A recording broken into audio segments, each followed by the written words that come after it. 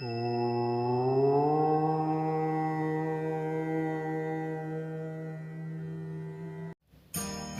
ಸ್ನೇಹಿತರೆ, ಎಲ್ಲರಿಗೂ ನವರಾತ್ರಿ 9ನೇ ದಿನದ ವಿಶೇಷತೆಯನ್ನು ತಿಳಿಸಿಕೊಡುವ ಈ ವಿಡಿಯೋಗೆ ಸುಸ್ವಾಗತ.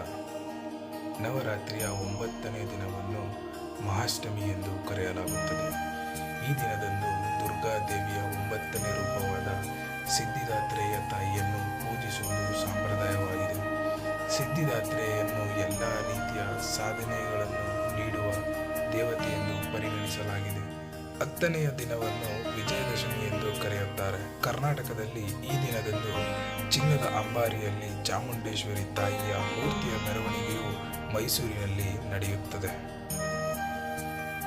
ನವರಾತ್ರಿಯ 9ನೆಯ ದಿನ ಅಪಾರ ಧಾರ್ಮಿಕ ಮತ್ತು ಆಧ್ಯಾತ್ಮಿಕ ಮಹತ್ವವಿದೆ. ಈ ದಿನ ಭಕ್ತರು ಸಿದ್ಧಿದಾತ್ರೇಯ ದೇವಿಯನ್ನು ಪೂಜಿಸಿ ಅವಳ ಆಶೀರ್ವಾದವನ್ನು ಪಡೆಯುತ್ತಾರೆ. ಈ ದಿನದಂದು ಸಿದ್ಧಿದಾತ್ರೇಯನ್ನು ಪೂಜಿಸುವುದರಿಂದ ಭಕ್ತರು ಮೋಕ್ಷವನ್ನು ಪಡೆಯುತ್ತಾರೆ, ಎಲ್ಲ ದುಃಖಗಳು ಕೊನೆಗೊಳ್ಳುತ್ತವೆ ಎಂದು ನಂಬಲಾಗಿದೆ. ಅಲ್ಲದೆ ಈ ದಿನದಂದು ಅನೇಕ ಸ್ಥಳಗಳಲ್ಲಿ ಕನ್ಯಾ ಪೂಜೆಯನ್ನು ಮಾಡುವ ಸಂಪ್ರದಾಯವಿದೆ.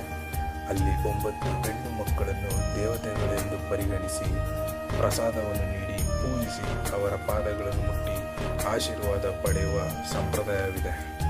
ತಾಯಿ ಸಿದ್ಧಿದಾತ್ರಿಯು ಕೇತುವಿನ ಅಧಿಪತಿಯಾಗಿರುವಳು. ತಾಯಿಯು ಜನರ ಮನಸ್ಸಿನ ಮೇಲೆ ಆಡಳಿತ ನಡೆಸುವಳು ಮತ್ತು ಜನರು ಶಿಸ್ತುಬದ್ಧ ಹಾಗೂ ಆಧ್ಯಾತ್ಮಿಕ ಜೀವನದಲ್ಲಿ ಮುಂದುವರಿಯಲು ಪ್ರೇರೇಪಿಸುವಳು.